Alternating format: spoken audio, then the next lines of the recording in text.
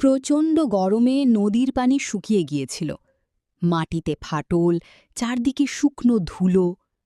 সব মাছ ছটফট করতে করতে মারা যাচ্ছিল, কিন্তু একটি বড় নীল মাছ তখনও বেঁচে ছিল। ঠিক সেই সময় একটি বৃদ্ধা সেখানে আসে।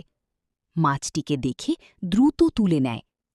বাড়িতে এনে সে একটি ছোট পুকুর বানায় আর সেখানে পরিষ্কার পানি ভরে দেয়।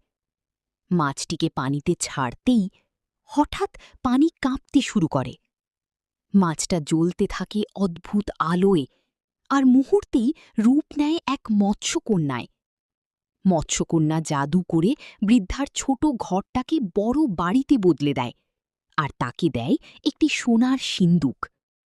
কিন্তু হঠাৎই মৎস্যকন্যা কাঁদতে শুরু করে, কারণ এখনও কেউ এই ভিডিওটা লাইক, কমেন্ট, শেয়ার এবং ফলো করে।